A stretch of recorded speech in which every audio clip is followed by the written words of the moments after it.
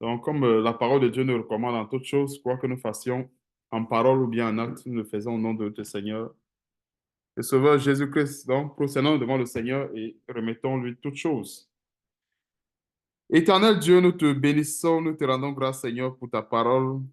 Nous voulons encore, Seigneur Dieu, te remercier pour ta force et ta santé, tant sur le plan spirituel que sur le plan physique que tu nous donnes.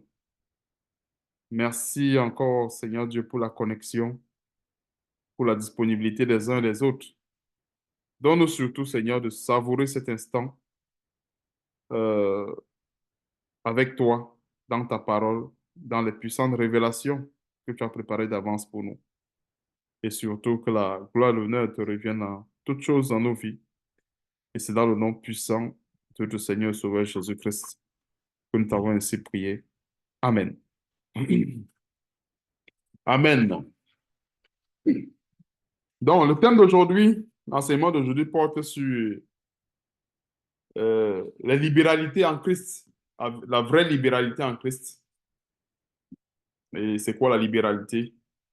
Nous savons tous que dans le Seigneur, nous sommes appelés aux bonnes œuvres pour l'évangile, en fait, pour la gloire de Dieu. Et quand on voit les libéralités ici, c'est sur plusieurs points. Ça dit pour le ministère, pour le prochain, pour les membres, en fait, pour la famille. En fait, disons, c'est ce que je qualifierais de la version amplifiée de l'amour du prochain que Dieu avait initié dans l'ancienne alliance avec les dîmes, etc. Parce que c'est la même chose. J'appelle ça la version amplifiée parce qu'aujourd'hui, nous sommes dans la grâce. Nous ne sommes plus dans la loi avec les dîmes. Parce que dans l'ancienne alliance, il y avait la dîme pour soi-même, il y avait la dîme pour l'orphelin, il y avait la dîme pour la veuve, il y avait la dîme de la dîme. Et, il y avait plusieurs dîmes. Il y avait plusieurs offrandes aussi également dans l'ancienne alliance. Et tout cela, ça rentrait dans ce que j'appelle l'amour du prochain, dont Dieu avait bien voulu que son peuple manifeste cet amour-là, les uns les autres, que ce soit envers la famille, envers son prochain. Bref, qu'on puisse honorer Dieu sur tous les plans. Donc, c'est la même chose aujourd'hui qu'on doit voir, mais avec pour référentiel la grâce. Vous voyez un peu, avec pour référentiel la grâce. Parce que dans la grâce également, nous sommes aussi également appelés à faire de bonnes œuvres. Mais on doit savoir comment est-ce qu'il faut le faire pour que le nom du Seigneur Jésus-Christ soit véritablement glorifié. Il ne s'agit pas euh, de le faire pour le faire, mais de le faire à telle enseigne que le nom du Seigneur soit glorifié. Donc, raison pour laquelle on va tourner nos Bibles dans 2 Corinthiens chapitre 8. Ah, c'est l'épître de Paul à Corinthe. Donc, on dirait le thème d'aujourd'hui, c'est la libéralité. Nous devons avoir de la libéralité pour l'œuvre du Seigneur. Donc, comment faire une bonne libéralité afin que le nom du Seigneur soit glorifié? Et 2 Corinthiens chapitre 8.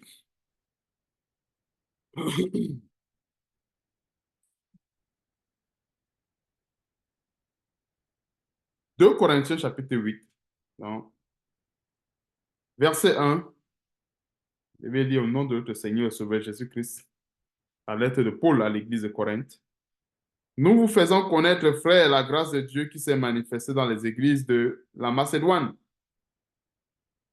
au milieu de beaucoup de tribulations qui les ont éprouvées, leur joie débordante et leur pauvreté profonde.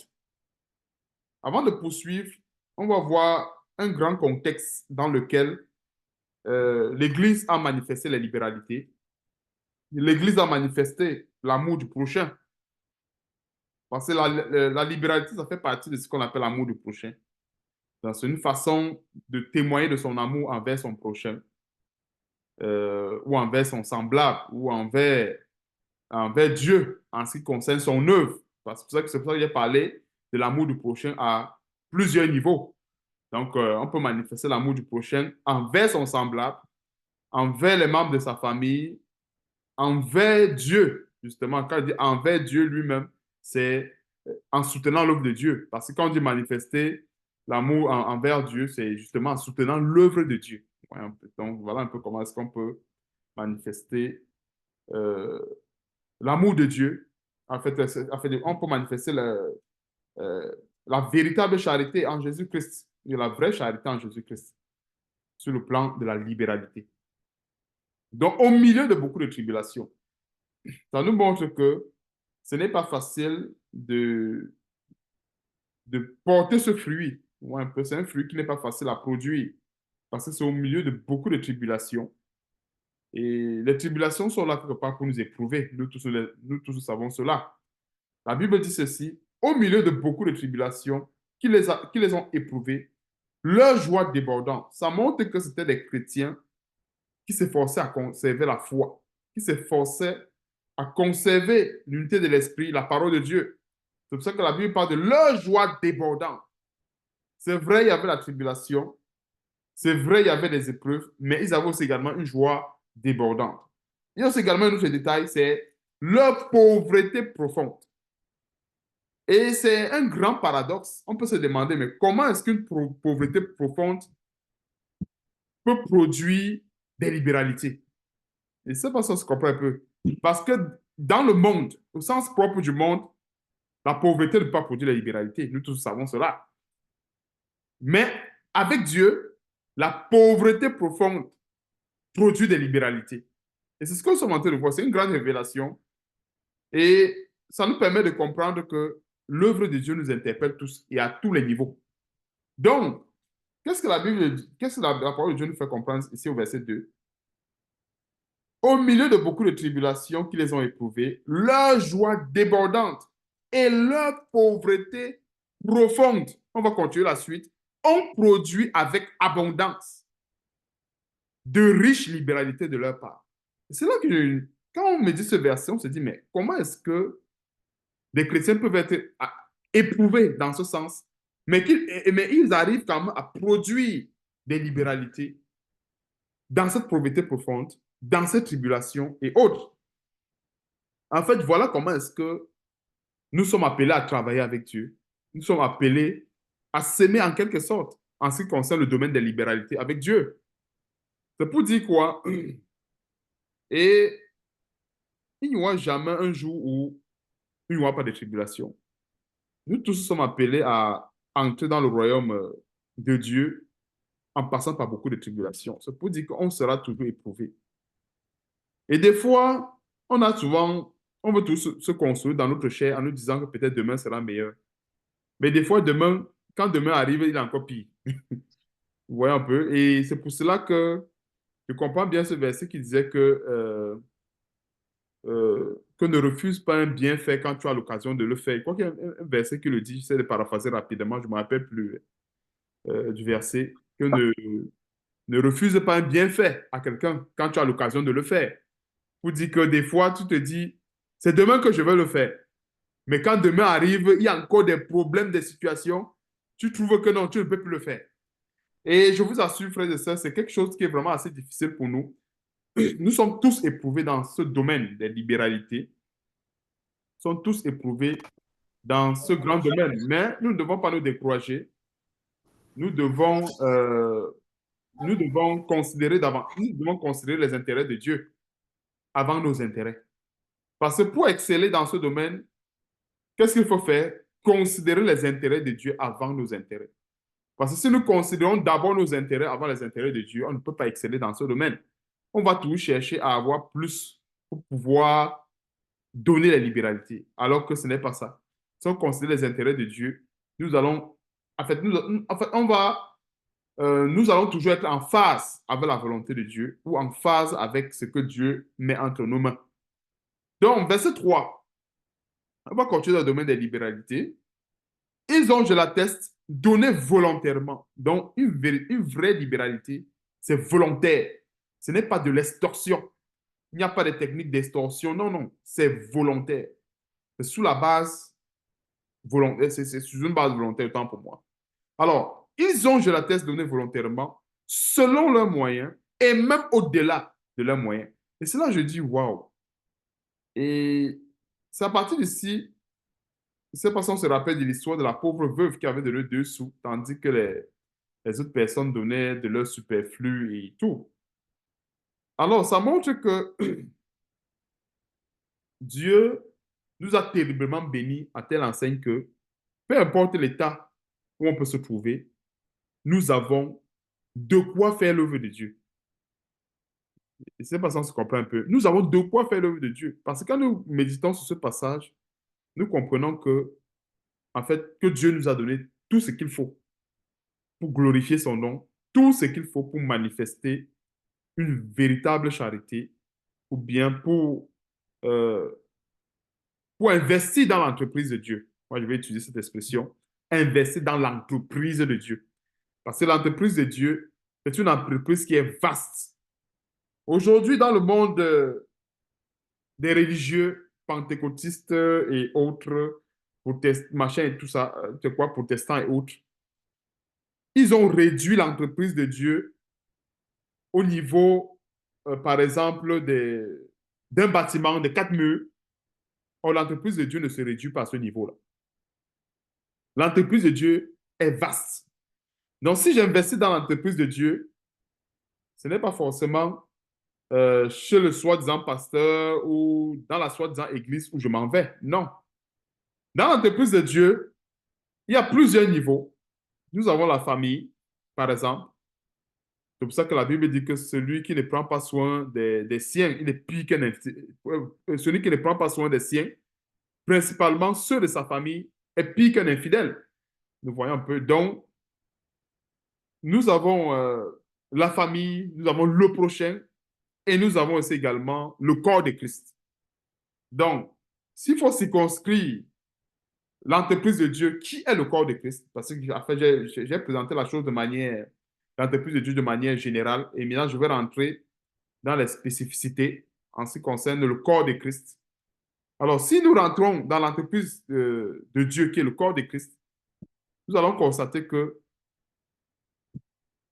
Dieu s'attend à ce que nous manifestons volontairement, bien sûr. Et comme la Bible dit, selon leurs moyens et même au-delà de leurs moyens. Et pourquoi est-ce qu'ils l'ont fait? Ils l'ont tout simplement fait. C'était pour la gloire de Dieu, c'était pour que l'évangile de Dieu puisse avancer. C'était pour que, en quelque sorte, l'œuvre de Dieu que nous avons aujourd'hui, la parole de Dieu que nous avons aujourd'hui, puisse arriver dans les 4 coins de la terre, en quelque sorte. Donc, verset 4, nous demandons avec grande instance de la grâce de prendre part à l'assistance destinée aux saints. Ou un peu ça, c'est à peu près l'organisation qu'il y avait à l'époque dans l'ancienne alliance avec les apôtres et autres. Mais qu'on comprenne bien que dans la loi, tout était, comment dirais-je, tout était tellement carré que, et bien défini. Et c'est pour ça que c'était plus facile dans la loi. Pourquoi? Parce que euh, à telle période, on savait qu'il y avait telle fête. À telle période, on savait qu'il y avait telle dîme. À telle période, on savait qu'il y avait telle dîme, ainsi de suite, ainsi de suite. Maintenant, donc, avec l'esprit de Christ que nous avons reçu, Dieu nous a donné une certaine maturité, s'il faut le dire ainsi, une certaine maturité et un certain jugement. Qu'est-ce que j'entends par maturité et jugement? C'est pour dire en fait que Dieu, de par son Esprit Saint, il nous a donné cet amour-là que nous devons manifester naturellement. Vous voyez un peu? Et c'est pour ça qu'en fait, nous qui nous efforçons de marcher selon la volonté de Dieu, nous devons manifester constamment et avec beaucoup d'abondance cet amour. Bien que nous soyons au milieu des tribulations, bien que nous soyons au milieu, comme on voit, on a vu ici, au milieu d'une pauvreté profonde. Et quand on voit la pauvreté profonde, elle est relative, hein, parce que quand on parle de la pauvreté profonde, il n'y a pas un niveau qu'on peut définir comme pauvreté profonde en passant. Elle est relative. Vous voyez un peu? Donc, si je rentre dans le concret, un frère peut être dans une pauvreté profonde mais avec 10 000 $, tandis que pour l'autre frère, c'est l'abondance. C'est pour ça qu'il dit que c'est relatif. Vous voyez un peu? Par contre, on voit de pauvreté profonde, il n'y a pas un standard. C'est-à-dire, je ne veux pas dire, on va pas commencer à dire non, tel là, il a une pauvreté profonde. Non, elle est vraiment relative et ça dépend de plusieurs paramètres. Mais tout ce que Dieu attend de nous, c'est que nous fassions des efforts. C'est-à-dire que et quand nous faisons des efforts, Dieu le sait. Tu vois un peu, c'est entre nous et Dieu. C'est en secret que nous le faisons, bien sûr. On ne le fait pas pour se faire voir. Et la Bible dit que si nous donnons, la main gauche ne doit pas savoir ce que fait la main droite. C'est pour ça qu'il dit tantôt que, encore, c'est une affaire de maturité, de conscience, de volonté, et ainsi de suite. Donc, verset 5, et non seulement ils ont contribué comme nous l'espérions, mais ils se sont d'abord donnés eux-mêmes. Et c'est bien important qu'on souligne ce grand détail. Et j'aimerais qu'on le souligne parce que c'est le plus important d'ailleurs. Ce qui est important dans cet enseignement, ce n'est pas seulement les libéralités. Il y a une certaine libéralité ici que nous devons d'abord faire pour le compte de notre âme. C'est de nous donner nous-mêmes au Seigneur.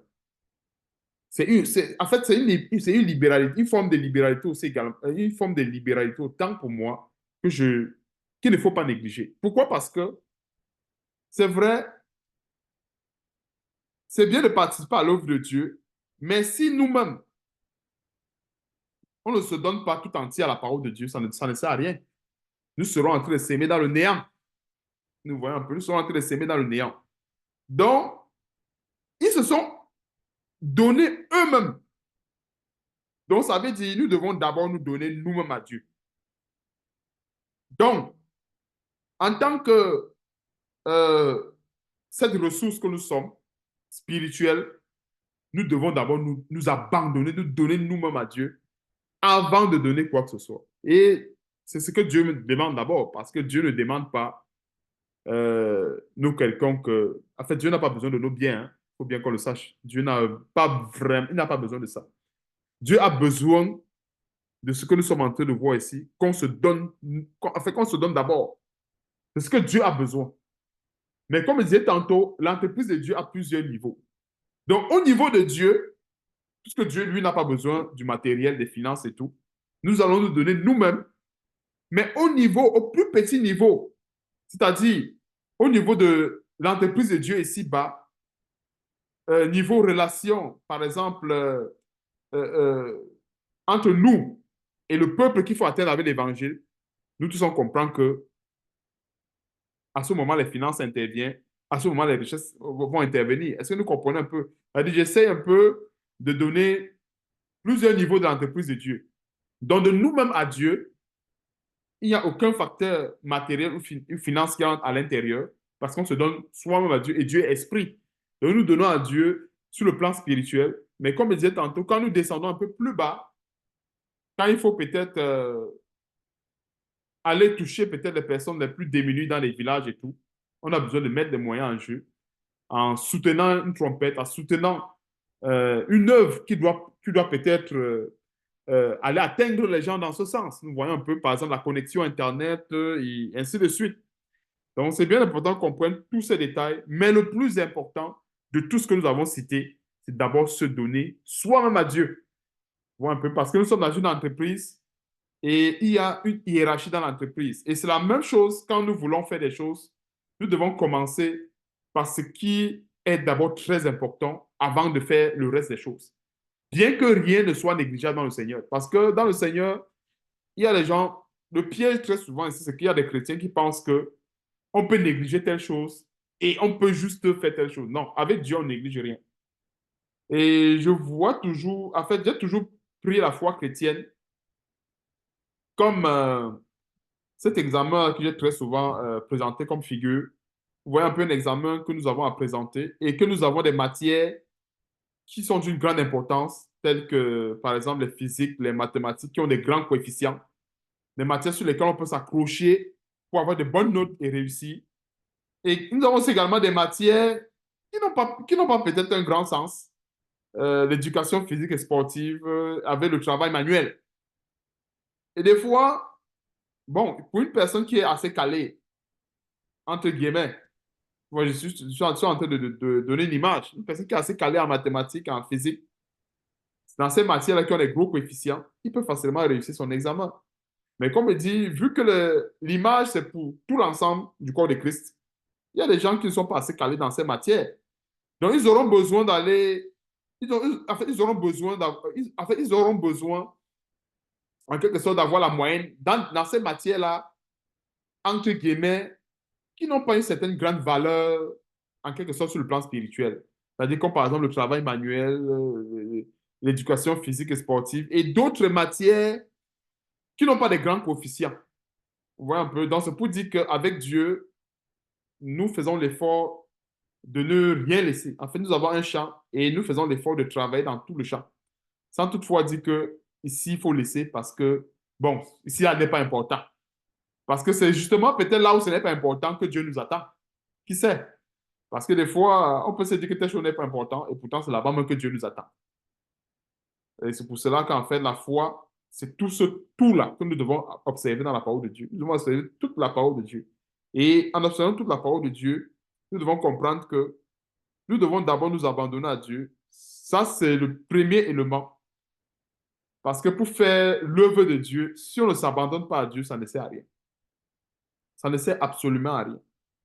Parce qu'il ne s'agit pas de s'aimer à tout vent, de donner des libéralités à tout vent, mais il s'agit d'abord de s'abandonner d'abord à Dieu. Et maintenant, dans un second plan, soutenir concrètement l'œuvre de Dieu. Ou un peu l'œuvre de Dieu, cette œuvre que Dieu a donnée à ses serviteurs. Et cette œuvre que Dieu a confiée à ses serviteurs afin que la parole de Dieu puisse atteindre un grand nombre. Donc, et non seulement ils ont contribué comme nous l'espérions, mais ils se sont d'abord donnés eux-mêmes au Seigneur, puis à nous. Est-ce que nous voyons un peu le détail qu'ils disaient tantôt? Ils se sont d'abord donnés eux-mêmes au Seigneur, puis à nous. C'est ça qu'il disait qu'il y a une hiérarchie. Donc, ces chrétiens du premier siècle, ils pouvaient se limiter tout simplement à dire, OK, nous, on va se donner simplement au Seigneur et le reste, tout va se faire seul. Les apôtres nous le mentionnent clairement qu'ils se sont d'abord donnés au Seigneur, puis à nous. Donc, en fait, ils n'ont rien laissé. Et c'est une bonne chose. Parce qu'imaginons, nous sommes devant le Seigneur pour... Admettons que nous sommes devant le Seigneur pour le jugement et tout. Il faut bien qu'on arrive devant le Seigneur, que le Seigneur n'ait pas quelque chose à nous reprocher dans notre marche. Le Seigneur peut dire, OK, tel frère, tu as été vraiment fidèle dans l'œuvre que je t'ai donnée sur la terre, vraiment, tu t'es abandonné et tout. Mais voilà tel point que je t'ai reproché. À tel endroit, tu as manqué de charité, tu as manqué d'amour envers tel frère, telle sœur, envers telle personne qui avait besoin, avec ci, avec ça, ça, ça. Est-ce que nous voyons un peu que ça peut créer des petits manquements à notre égard. Et ça, comme je disais tantôt, avec le Seigneur, rien à négliger. Ça nous enlève des points. Même si ça ne nous enlève pas des grands points, mais ça nous enlève quand même des points. Surtout qu'on ne connaît pas la note de passage. Donc, le plus important dans cet enseignement, c'est de s'efforcer. Nous devons nous efforcer à ramasser le plus de points possible. Parce que, comme je disais tantôt, nous sommes dans un examen où on ne connaît pas la note de passage. Donc, on peut arriver devant le Seigneur dit, OK, bon, avec ce que tu as fait, OK, je décide que tu passes. Mais comme l'autre peut avoir dit, OK, moi j'ai passé le temps à m'occuper de telles choses, pensant que c'était ça qui était très important. Le Seigneur peut décider que non. Oui, tu t'es occupé de telles choses, c'était bien, mais ce point-ci, vraiment, où tu as failli, c'est impardonnable. Et la personne pourra être surprise que non. Mais comment? Moi, je me disais que la prière pouvait tout faire. Je me disais que le Seigneur va dire non. Je vous ai enseigné le véritable amour. J'aime envoyer mon fils unique venir mourir sur la croix. Et le sacrifice de notre Seigneur et Sauveur Jésus-Christ, c'est la plus grande libéralité en quelque sorte. Ou bien c'est le plus grand enseignement de la libéralité que Dieu nous enseigne. Il dit bien le plus grand enseignement. Pourquoi? La Bible dit dans 1 Corinthiens chapitre 6 au verset 20 que nous avons été rachetés à un grand prix. Pourquoi est-ce que la parole de Dieu parle du prix? Quand la parole de Dieu parle du prix, c'est parce que l'âme d'une personne n'a pas de prix. Alors, pour nous sauver, Dieu a payé le prix fort. Ce prix fort était égal au prix de l'âme du Fils unique de Dieu. C'est-à-dire quoi? Le prix de l'âme du Fils unique de Dieu, c'est-à-dire le prix de l'âme du Seigneur, notre Seigneur et Sauveur Jésus-Christ, en fait, c'est la valeur de tout le ciel et toute la terre réunie. Si nous comprenons un peu, s'il faut aller dans les estimations un peu plus exactes, c'est la valeur de tout le ciel, toute la terre réunie. Donc, toute la fortune de Dieu, en quelque sorte. Le sacrifice de notre Seigneur et Sauveur Jésus-Christ représente réellement quoi? Toute la fortune. Je précise bien toute, et sans rien laisser. Toute la fortune de Dieu. C'est pour dire quoi? S'il fallait qu'on aille dans le même sillage, on dirait qu'aujourd'hui, si je dois être reconnaissant avec Dieu, je dois investir toute ma fortune. Je sais pas si on se comprend un peu. Je sais un peu de rentrer en profondeur dans la notion de libéralité. Et j'ai fait le parallèle avec l'exemple de Dieu. Parce que Dieu nous a donné un exemple. Et c'est la même chose. Quand nous voyons avec Abraham, nous voyons avec Abraham et Isaac. Donc Dieu nous a donné un exemple. C'est-à-dire, la vie du Fils unique de Dieu, Jésus-Christ, représente en fait toute la fortune. Alors si Dieu s'est dépouillé de toute sa fortune pour que nous soyons sauvés, est-ce que nous voyons un peu le message que Dieu nous renvoie par la suite? Donc c'est pour dire en fait que euh, le défi, c'est plus de l'autre côté. Le défi, c'est plus de l'autre côté parce que Dieu, il nous a prouvé qu'il nous aime. Dieu nous a prouvé qu'il nous aime. Regardons un peu dans ce monde. Regardons un peu dans ce monde. La plupart des gens qui font des œuvres de charité sur le plan matériel et tout, ce sont les qui ne sont pas des chrétiens. Nous tous le savons bien. Ce ne sont pas des chrétiens. Ce sont des gens qui ne connaissent pas Dieu. Ce sont des gens qui boivent le sang humain. Mais imaginons ce qu'eux, ils font en termes de dons. Des milliers, des milliers, des milliers de dollars. Mais je vous assure que ces milliers, millions, millions de dollars qu'ils font en termes de dons, en fait, c'est un investissement dans le néant. Et c'est pour ça que je comprends un peu. C'est un investissement dans le néant. Pourquoi? Parce que ces gens qui le font, ils ne sont pas d'abord eux-mêmes donnés à Dieu. Alors, si quelqu'un prend toute sa fortune pour aider tout un orphelinat et que il n'a pas donné sa fortune personnelle, c'est quoi la fortune personnelle d'un homme? Sa propre vie. Il faut bien qu'on le comprenne. La fortune personnelle de quelqu'un, c'est sa propre vie, son âme. Et que la personne, cette personne n'a pas donné sa fortune personnelle, qui est sa propre vie, à Dieu, cette personne ne fait rien. Parce que la plupart, surtout les hommes pécheurs, je crois que je le disais encore une fois depuis un enseignement, la plupart des hommes, surtout les hommes pécheurs, ils aiment bien investir sur ce plan-là, tout en gardant leur fortune personnelle dans le péché, c'est-à-dire leur vie. Mais nous avons déjà commencé à faire un pas. Donc, ça, c'est un enseignement pour nous encourager, pour qu'on puisse aller de l'avant. Nous avons déjà fait un pas. C'est-à-dire quoi? Nous avons donné notre fortune personnelle à Dieu, mais nous devons nous efforcer à exécuter progressivement ou bien sans relâche la seconde partie. Comme l'apôtre Paul le disait, ils se sont donnés eux-mêmes au Seigneur. Ça, c'est la première partie. Maintenant, puis à nous. Donc, ça, c'est la seconde partie qui nous concerne. Alors, comme je disais tantôt, les gens qui investissent des milliers et des milliards de dollars, ainsi de suite, tout en, tout en gardant leur vie dans le péché, je disais tantôt que, comme on disait très souvent en mathématiques, ça c'est ce que j'appelle l'ensemble vide. C'est-à-dire que cette personne n'a pas sémé dans le domaine de Dieu. Ça, c'est un ensemble quasiment vide. On ne peut pas le classer. Il est vide. Mais maintenant, donc, nous sommes dans le corps de Christ, ce qui est une bonne chose parce que la vie a été donnée au Seigneur, mais nous devons continuer davantage à faire des efforts pour que le nom de Dieu puisse être prêché, pour que le nom de Dieu puisse porter de l'écho à travers le monde. Donc, c'est ce que la parole de Dieu nous fait comprendre ici au verset 5.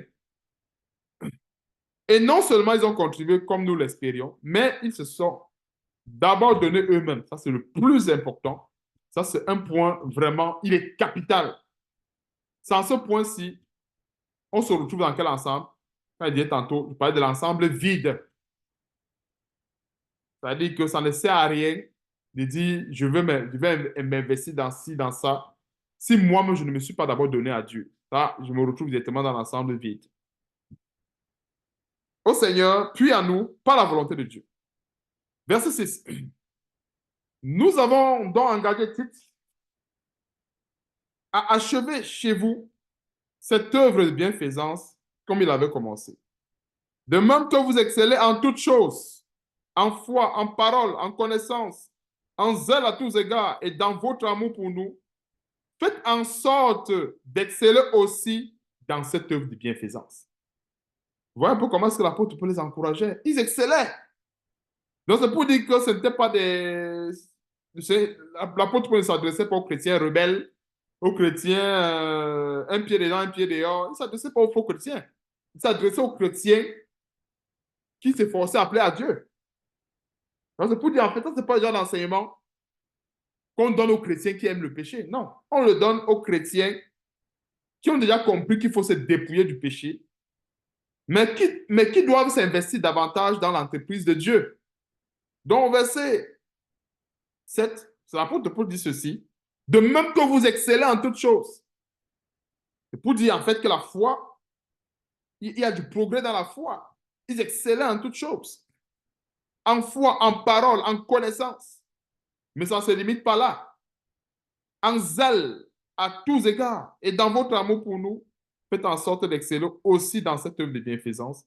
Je ne dis pas cela pour donner un ordre, mais pour éprouver par le zèle des autres la sincérité de votre charité. Parce qu'il y a aussi également une sincérité dans la charité.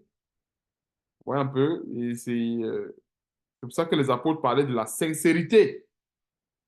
La sincérité de votre charité. Car vous connaissez la grâce de notre Seigneur Jésus-Christ, qui pour vous s'est fait pauvre. Regardons un peu, j'ai évoqué le cas du Seigneur Jésus-Christ. Regardons comment l'apôtre Paul évoque aussi également le même cas. Ce n'est pas pour rien. Le Seigneur Jésus-Christ, c'est la référence en toutes choses.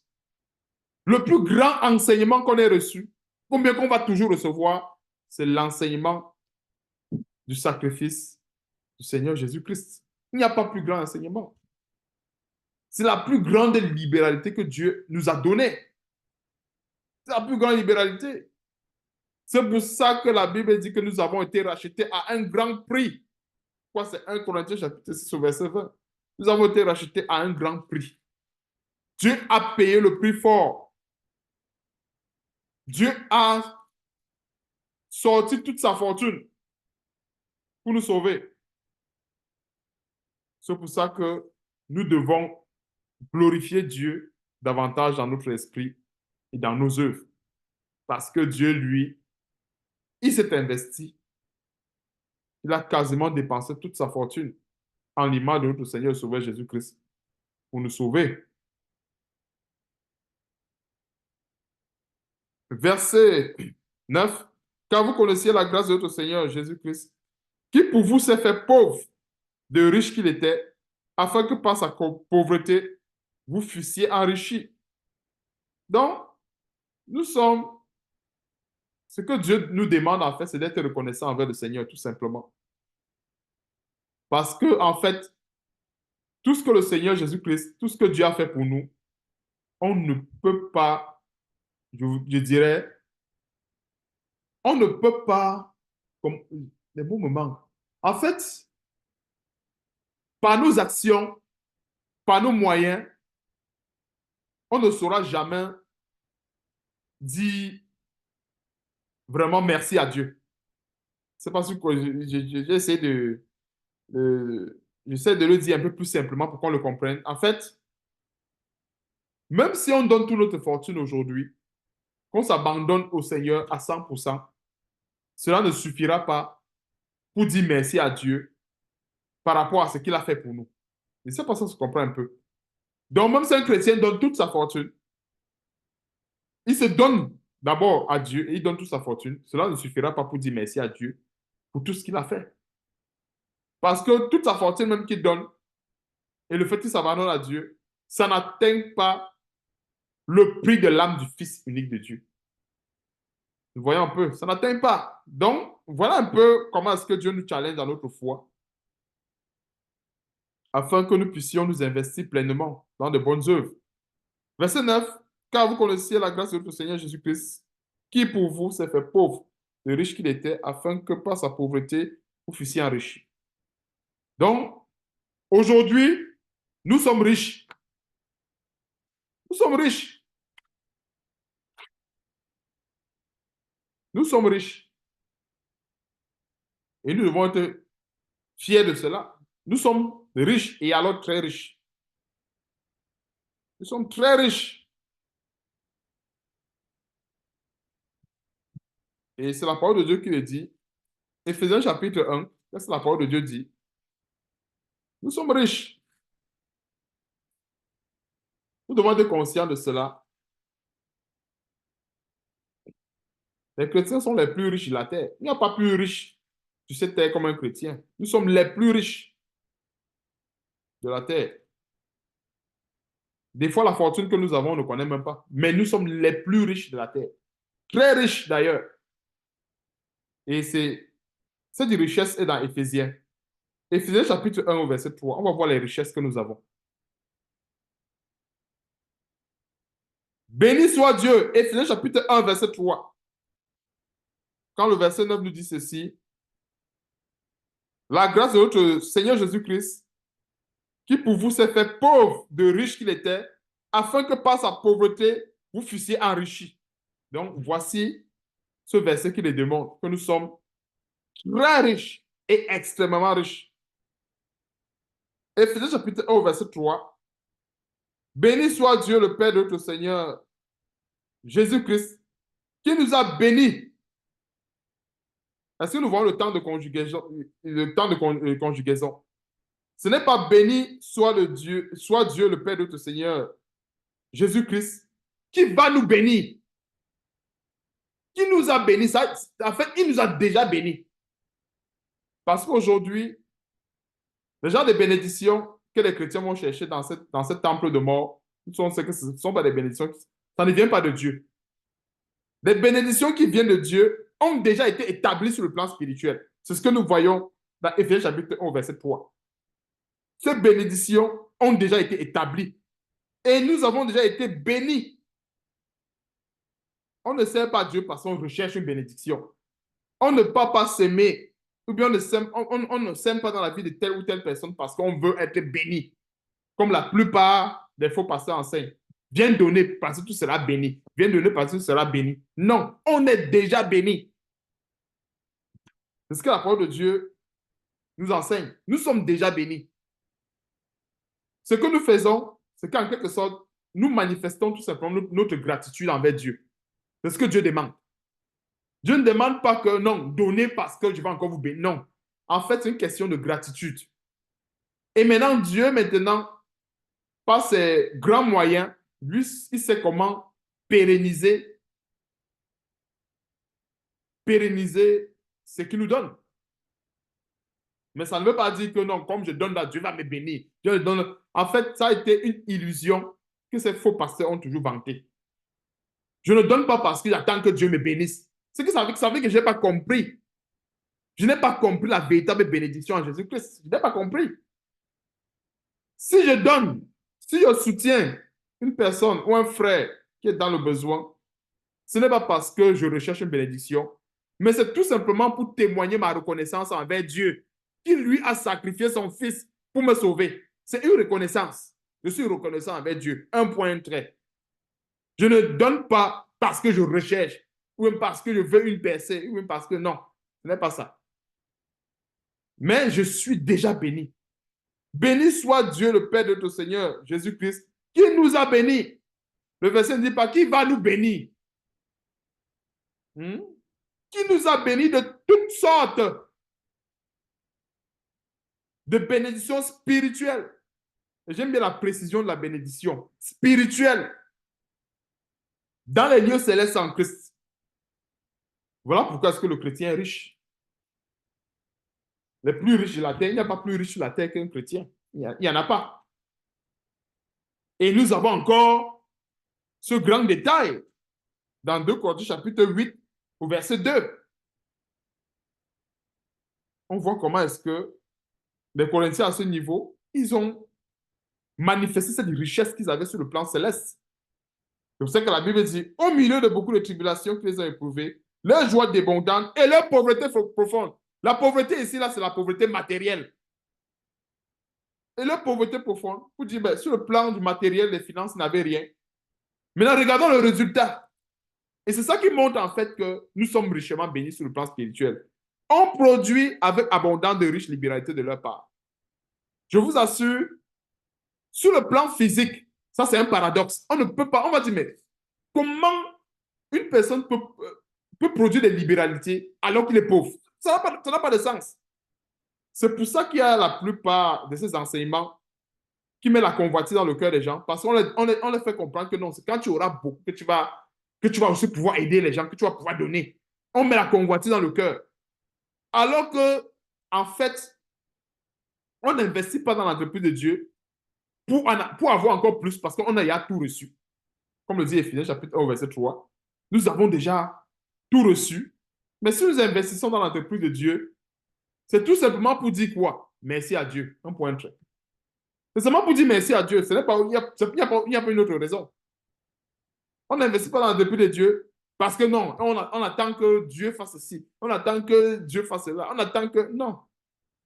Si nous avons encore cela dans notre esprit, ça veut dire qu'on n'a pas compris la véritable richesse que nous avons en Jésus-Christ. Que nous n'avons pas compris. Dieu nous a déjà bénis de toutes sortes de bénédictions spirituelles dans les lieux célestes. Notre responsabilité, c'est de dire quoi? Dire merci à Dieu. Un point très. C'est pour ça que dans leur pauvreté, extrême pauvreté, ils pouvaient manifester de riches libéralités. J'aime bien ce texte. De riches libéralités. Dans la pauvreté extrême. C'est pour dire qu'ils ont regardé à quoi? À la foi. En fait, ce qui se passe, c'est que nous avons, je vais utiliser une image réelle de notre vie. Nous avons un compte bancaire dans le ciel, nous avons un compte bancaire sur la terre. Même si le compte bancaire sur la terre est vide, sachant que le compte bancaire au ciel est rempli. Pensons que pour produire ces riches libéralités-là, ils ont pris l'argent où? Ils ont pris les libéralités où? Dans le compte bancaire du ciel. Ils l'ont fait par la foi. C'est clair. C'est clair qu'une personne qui s'abandonne à Dieu, Dieu lui donnera de quoi faire de bonnes œuvres. C'est clair. Maintenant, verset 8, je suis au verset 9, autant pour moi.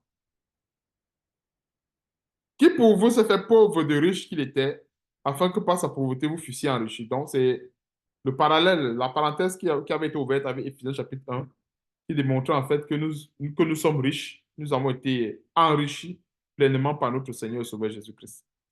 C'est un avis que je donne là-dessus, car cela vous convient, à vous qui non seulement avez commencé à agir, mais qui en avez eu la volonté dès l'année dernière. Achevez donc maintenant d'agir afin que l'accomplissement selon vos moyens réponde à l'empressement que vous avez mis à vouloir.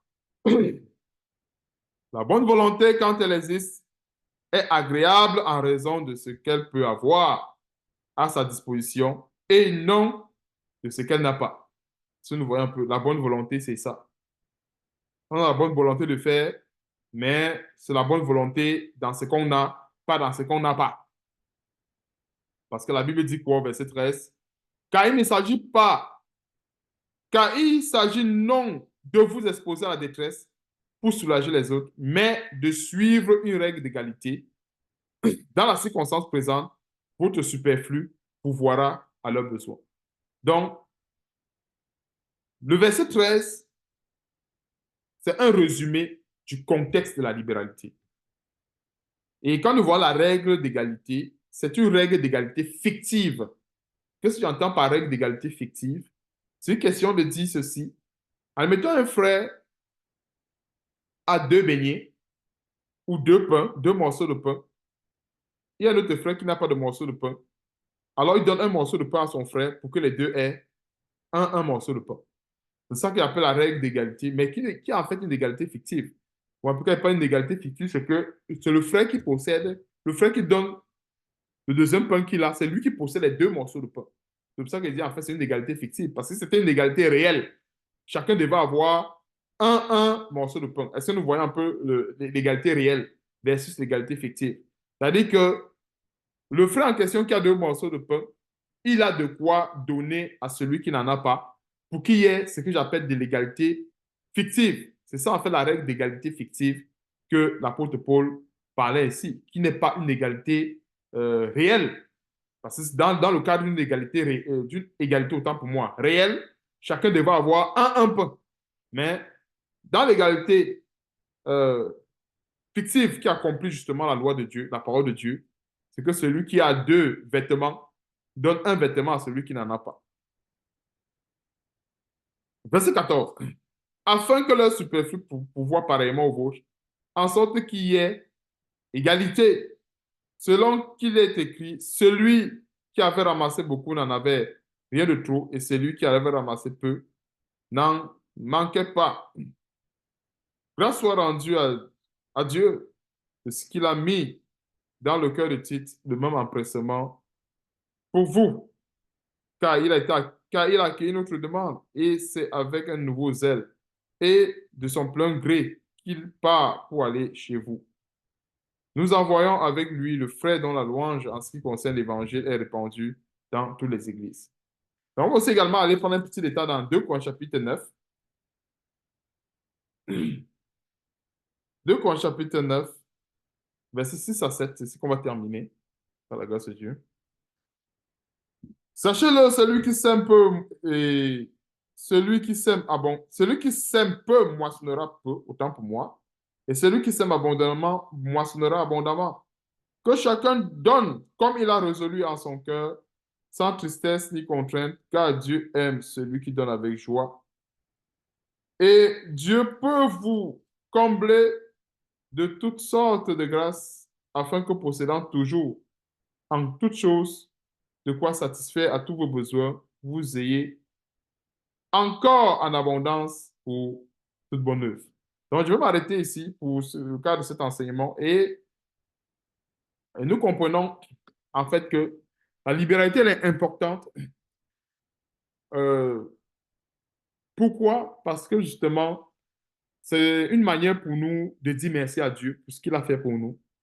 Et de l'autre côté, sur le plan réel, ça établit une certaine règle d'égalité que je qualifierais d'égalité fictive. Parce que l'égalité elle n'est pas réelle. Parce que c'est une égalité réelle, chacun devrait avoir son morceau de pain. Est-ce que nous comprenons un peu? Et ça montre que Dieu ne donne pas les richesses à tous ses enfants. Je voulais dire, ne donne pas la même quantité à tout le monde. Vous voyez un peu. Mais Dieu voulait seulement qu'il y ait entre les chrétiens une égalité fictive. Pas une égalité fictive. Ça ne veut pas dire que non, les uns les autres ne doivent plus travailler. Ça ne veut pas dire que non, les uns les autres ne doivent plus, ils doivent rester là en disant que, ah non, je vais attendre, parce qu'il y a d'autres qui peuvent mal comprendre l'enseignement, en disant que non, oh, bon, je ne vais plus aller chercher le travail parce que, bon, tel frère ou telle sœur va aller travailler et puis, bon, elle va rentrer ou le frère va rentrer partager son pain avec moi. Non, non, non, non, ce n'est pas ça. C'est pour ça que la Bible dit aussi également que celui qui ne travaille pas, qui ne mange pas non plus. Non plus. Mais alors, comme je disais tantôt, il peut y avoir des cas, il peut y avoir des situations où quand on examine à la lumière de la parole de Dieu, on se dit, non, ici, ça ne doit pas être le fardeau d'une personne. Allégeons le fardeau aussi, parce que c'est l'œuvre du Seigneur, c'est l'œuvre du Seigneur Jésus-Christ, c'est l'œuvre de Dieu et c'est la responsabilité du corps de Christ de pouvoir porter ce fardeau. Est-ce que nous comprenons un peu le détail? Parce que le Seigneur Jésus-Christ nous a donné son esprit, c'est un esprit de sagesse. Et cet esprit de sagesse et d'intelligence, c'est pour nous aider justement à gérer ce genre de situation. Voilà un peu une situation comme cela, des situations comme ça qui nous interpellent. Vous voyez un peu. Donc, c'est un enseignement qu'il faut prendre avec, comment dirais-je, avec tous ces détails. Ouais, avec tous ces détails, je fais l'effort d'être assez clair, assez précis dans l'enseignement pour qu'en fait, ça ne donne pas lieu d'être un enseignement qui encourage la paresse. Vous voyez un peu, parce que il y a plusieurs là qui vont peut-être être champions en disant, ah non, bon, je sortais là me battre là de temps en temps pour chercher le travail. Bon, il faut que j'arrête de me battre parce que je vois que peut-être les frères doivent m'aider pour que je puisse faire telle ou telle autre chose. Non, ce n'est pas justement ça. Là, le but de cet enseignement, c'est pour nous investir, hein, à nous supporter les uns les autres. Je crois que c'est ça le terme. Supporter les uns les autres. Si un frère qui a une charge de 100 kilos et que selon ses efforts personnels, il ne peut fournir que 50, c'est clair que le 50 kilos à fournir, c'est les frères et sœurs qui doivent l'aider à soulever la charge. C'est exactement ce principe. Mais le frère, celui qui a la charge de 100 kilos, ne va pas dire, OK, non, je ne peux pas soulever. Il reste là. Il dit, OK, je ne peux pas soulever. Il reste. Non, il faut il doit, sous 100 kilos, il peut porter 50 kilos. Alors, s'il porte 50 kilos, c'est clair que les autres 50 kilos, les autres frères peuvent l'aider à soulever. Vous voyez un peu la règle d'égalité fictive, parce que je rentre plus en détail dans cet enseignement, parce que c'est un enseignement très souvent que ça peut porter à confusion. Mais avec des détails comme ça enlève justement la confusion. Ça nous montre qu'en fait, que nous sommes appelés, oui, à manifester la charité, mais cette charité, en fait, ce n'est pas une charité que nous devons la manifester à tout vent, parce que nous devons d'abord nous donner au Seigneur. Le plus important, c'est d'abord de se donner au Seigneur. C'est le Seigneur qui reste d'abord, la plus grande richesse du chrétien. Et maintenant, quand il y a ce que j'appelle les petits besoins, parce que les autres choses, c'est des petits besoins, parce que le plus grand besoin, il est spirituel. Parce que nos libéralités et tout le reste, c'est la chose la plus facile. Hein. C'est la chose la plus facile. Parce que la plus difficile pour nous, là, c'est de garder la foi, c'est de persévérer dans la nouvelle alliance, persévérer dans les combats. C'est la chose la plus difficile. Parce que si la foi, c'est limité tout simplement à manifester les libéralités, ben, je ne crois pas qu'il y ait une personne. En fait, je ne crois pas que peut-être il devait y avoir un chrétien qui devait rater le ciel. Voyez un peu, parce que c'est la chose la plus facile. D'ailleurs, la plupart des pécheurs aiment bien cela. Comme je disais tantôt, la plupart des gens qui manifestent des grandes libéralités dans ce monde, ce ne sont pas des chrétiens. Ça, c'est clair. La plupart des gens qui font des dons et à échelle des milliers, des milliers, des milliards, ce ne sont pas des chrétiens. Donc, ça montre que il y a, en fait, Dieu a, en fait, pour qu'une libéralité soit approuvée comme une véritable libéralité dans le Seigneur, il y a des règles, il y a des détails qu'il faut regarder. Donc, s'il n'y a pas déjà cette vie de sacrifice envers le Seigneur, ça ne sert à rien. Ça ne sert du tout, du tout, du tout, du tout, du tout à rien. Parce que le prix d'une âme, en fait, une âme n'a pas de prix, c'est ce que je voulais dire. Une âme n'a pas de prix. Et raison pour laquelle nous aussi également, nous qui nous sommes donnés d'abord au Seigneur, on ne doit pas aussi également dire que non, telle chose, ce n'est pas important. Non. Qui sait? Et moi, je me mets toujours dans une optique où on ne sait jamais, hein, on ne sait jamais l'épreuve qui va nous faire passer. On ne sait jamais. On peut arriver devant le Seigneur et on échoue à cause un petit détail. Le Seigneur va dire non, c'est vrai. Et très souvent, c'est les reproches qu'on voyait très souvent dans les églises. Comment est-ce que Dieu dit, je connais ta constance, je connais ta foi, je connais ta persévérance, je connais ton zèle, je connais, mais voilà ce que j'ai contre toi. Regardons seulement un grand détail d'Apocalypse pour résumer un peu ce que je disais tantôt. Pourquoi c'est Apocalypse chapitre 2? En fait, pour dire que rien n'est négligeable, quoi. Rien n'est négligeable dans la foi. Un petit détail comme ça peut nous faire passer à côté. Apocalypse chapitre 2. Euh, moi, je cherche. Apocalypse chapitre 2,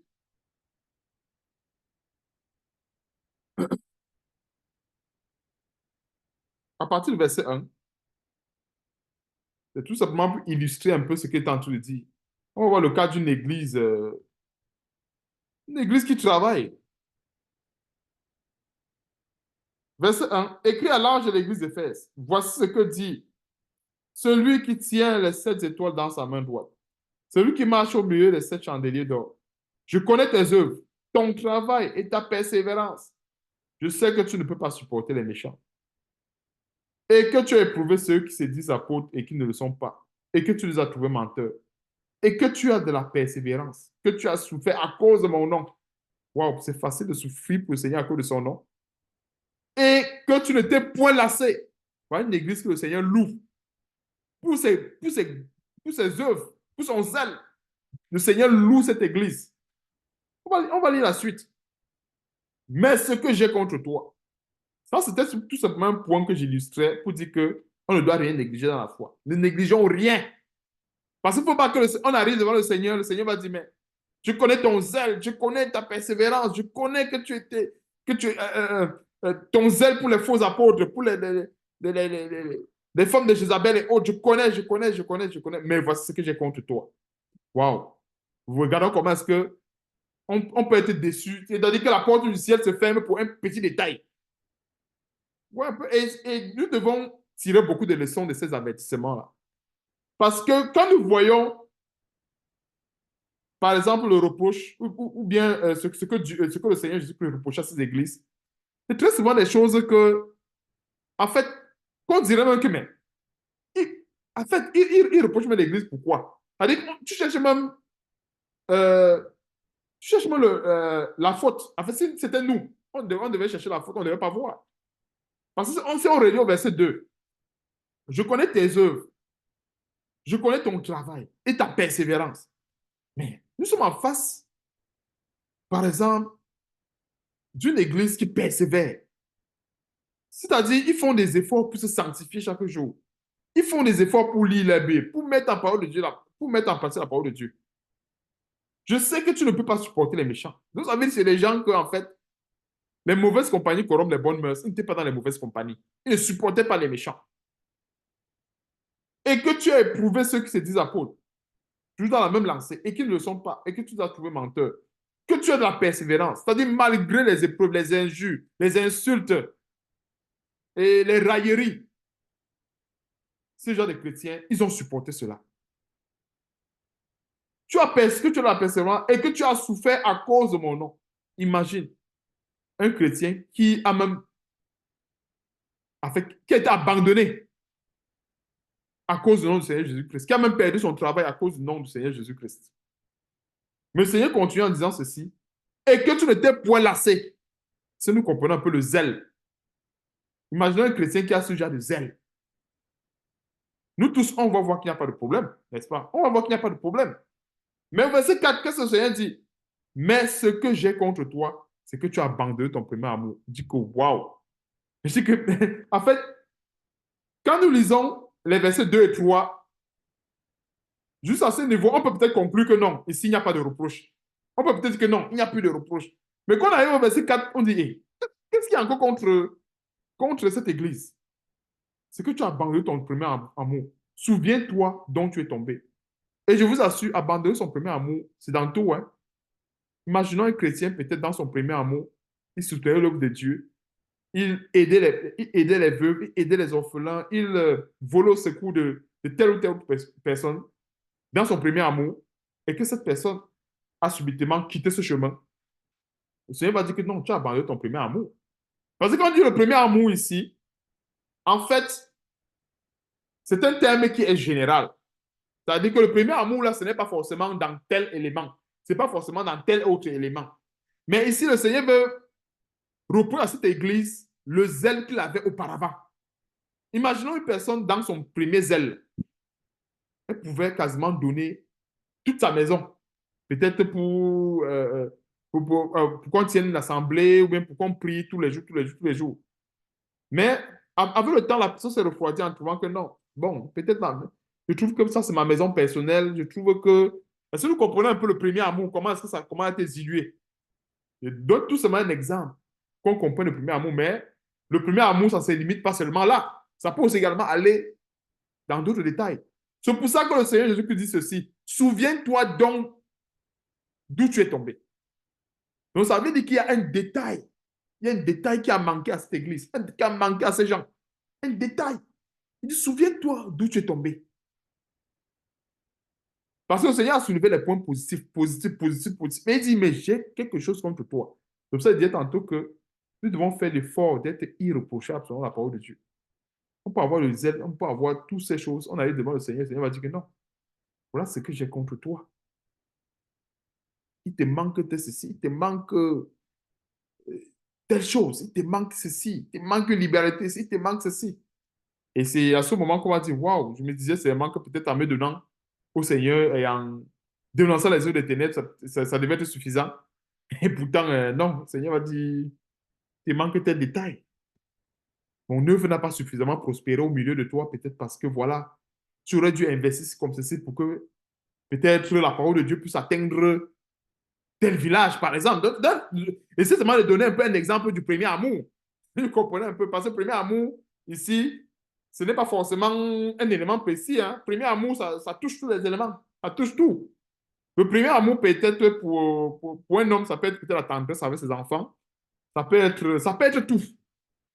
Donc, premier amour, en fait, c'est pour faire référence aux zèle que cette église, ou bien que si c'est le message qui est adressé à un chrétien, c'est pour faire référence, en fait, ça fait tout simplement allusion aux zèle que le chrétien avait auparavant.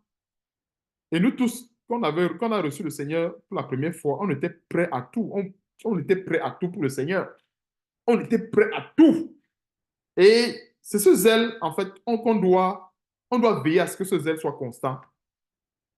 Pourquoi pas que ce zèle doit aussi également aller même croissant.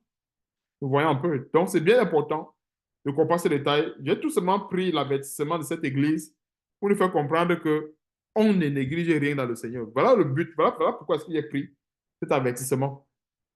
Pour dire qu'on peut être super intégralement spirituel, on peut être pieux, on prie, on jeûne, on fait ceci, on fait cela.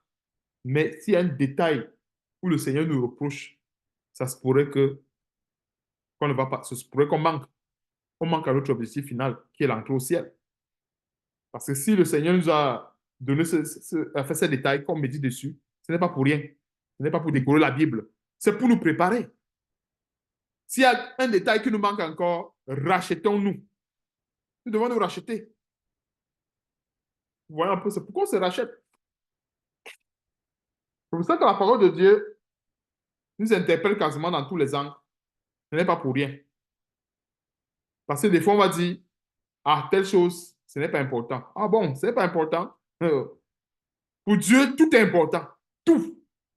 Et c'est avec cet avertissement que nous comprenons que tout est important. Comme une église doit avoir la persévérance,